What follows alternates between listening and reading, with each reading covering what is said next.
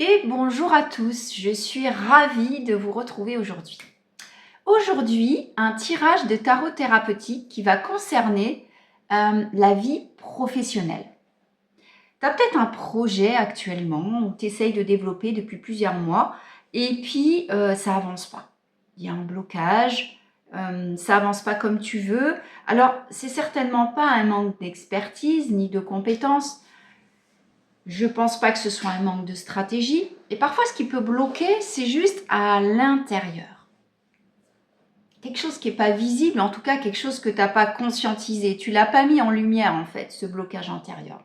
C'est ce que je te propose d'aller voir aujourd'hui avec un tirage de tarot thérapeutique avec 3 cartes. Donc, tu fais ton choix, tu laisses poser ton cerveau, tu le mets à côté de toi et tu choisis, en fait, la carte qui te parle le plus à ton cœur, à ton âme, à ton instinct. Je te propose celle-ci en premier choix. J'espère que tu la vois bien. Donc ça, c'est la carte numéro 1. Oui, j'ai des difficultés à parler aujourd'hui. Voici la carte numéro 2. Ah, elles sont magnifiques, hein. On dirait Avatar. Et la numéro 3. Voilà, je cache en fait ce qui est écrit en dessous pour ne pas t'influencer, pour que tu choisisses bien ce qui te parle. Tu es prête? Let's go! Alors c'est parti. Si tu as choisi cette carte, donc c'est la carte du magicien. Elle est juste magnifique.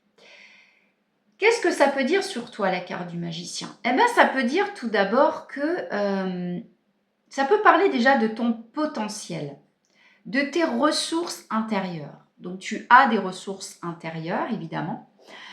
Tu as la capacité de créer, d'agir, tu as la capacité de transformer ton projet.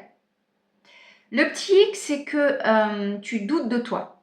En tout cas, tu peux disperser ton énergie. Parce que le magicien, c'est très bien, mais il peut disperser son énergie. Et le magicien, c'est aussi un petit peu un illusionniste. À quoi ça t'a servi dans le passé d'avoir ce potentiel? Eh bien, en fait, ça t'a aidé à prendre des initiatives, à te débrouiller seul avec tes outils intérieurs, mais aussi extérieurs. Tu as appris à savoir gérer plusieurs choses à la fois, à improviser. Tu as fait un petit peu des miracles avec ce que tu avais autour de toi. Et comment ça peut te bloquer aujourd'hui? Aujourd'hui, ce potentiel, il peut devenir un piège parce que tu peux t'éparpiller en fait. Tu peux t'éparpiller dans le contrôle. Tu as du mal à déléguer, tu t'épuises à tout faire, mais surtout à vouloir tout faire parfaitement. Et c'est là où le hic peut être là. Alors, qu'est-ce qu'on te conseille avec cette carte? Tout d'abord, on te conseille évidemment de revenir à toi-même intérieurement. Et la question serait aussi de qui es-tu véritablement sans tous tes outils, en fait, que tu mets à l'extérieur? Qui es-tu véritablement? Observe ton énergie et choisis là où tu veux vraiment la concentrer. Tu n'as pas besoin de faire tout en même temps, de développer tout en même temps. C'est pas évident, hein, je sais, quand on démarre un projet, par exemple, si on veut le lancer sur les réseaux sociaux, donc regarde, même sur YouTube, hein, c'est tout simplement ça, c'est que tu dois faire la vidéo, tu dois trouver le sujet, tu dois arriver à développer correctement, tu dois vérifier l'éclairage, le son, après tu dois retravailler ta vidéo pour qu'elle soit présentable. Et tout ça, effectivement, ça demande du temps. Mais peut-être qu'on ne te demande pas non plus de prendre un matériel hyper perfectionné au début. De juste faire ça comme moi, par exemple, avec mon téléphone. Et puis après, qui vivra verra. Si ça se développe, eh bien, commencer peut-être déléguer, ne serait-ce que sur les réseaux sociaux pour tes posts par exemple. Mais en tout cas, on te demande de ne pas tout faire seul, mais surtout de ne pas t'éparpiller. D'accord? De ne pas passer plus de temps qu'il n'en faut sur la création, par exemple, de posts, de carousels, de vidéos, alors qu'en fait, ta base, toi, tu es juste peut-être que thérapeute, tu es juste que peintre, tu es juste que une lithothérapeute, tu vois. Et du coup, bah, évidemment qu'on n'est pas des créateurs de vidéos. Donc en fait, le message pour toi, c'est de conscientiser déjà ton potentiel, de t'axer là-dessus et d'aller vers plus de fluidité. Bon, j'ai du mal hein, avec toi. J'ai du mal avec les mots, désolée. D'aller vers plus de fluidité et en fait, tu n'as pas besoin de tout faire en même temps. Voilà, ça c'est ton message. J'espère que ça t'aura parlé. Et n'hésite pas à liker, à commenter, à t'abonner. Et je te dis à très vite. Bonjour à toi qui as choisi le choix numéro 2 avec cette magnifique carte. Alors, est-ce que tu as des problèmes d'expression en ce moment? Parce que j'ai un chat dans la gorge en fait. Alors, qu'est-ce qu'elle dit de toi, cette carte? Alors, elle te dit, cette carte, que tu peux avoir actuellement un dilemme intérieur, ou en tout cas, des choix à faire, et tu as une hésitation. Donc, tu as peut-être plusieurs options dans ton projet, tu as peut-être plusieurs directions. Et ce qui s'offre à toi, en fait, tu ne sais pas où aller, où te diriger, tu ne sais pas en fait quelle option choisir. Cette capacité en fait à peser les choix, ça t'a souvent permis en fait de prendre des décisions réfléchies, hein, d'éviter des ennuis. Donc tu passais du temps en fait à réfléchir sur le bon choix, à beaucoup mentaliser, à surinvestir et à visionner dans le futur. Et ça t'a peut-être aussi évité évidemment des engagements trop rapides, hein, voilà. Là où ça peut bloquer maintenant au jour d'aujourd'hui, cette façon de faire, c'est que ce processus de réflexion, en fait, il peut aussi te paralyser tout simplement. Tu réfléchis trop en fait, tu doutes, tu remets à plus tard, tu n'oses pas aller faire un choix, quel qu'il soit. Il n'y a pas de bon ou de mauvais choix, d'accord? Donc du coup, en étant comme ça, tu restes dans l'indécision, l'instabilité, et tu n'avances pas en fait dans ton projet. Là, le conseil qui peut être donné, le conseil implicite, hein, qui peut être donné là aujourd'hui avec cette carte, c'est en fait, pose-toi cette question. Quelle option résonne le plus avec moi aujourd'hui? Peut-être que dans le passé, tu as choisi telle et telle option pour, je ne sais pas moi, pour gagner par exemple plus d'argent, pour avoir un revenu plus sécure à la fin du mois. Et là, peut-être qu'aujourd'hui, on te demande véritablement de choisir, mais avec un autre paramètre, qui n'est peut-être plus l'argent, qui est qu'est-ce qui me fait vraiment vibrer maintenant actuellement au niveau de mon cœur. En fait, on te demande de faire un choix conscient maintenant.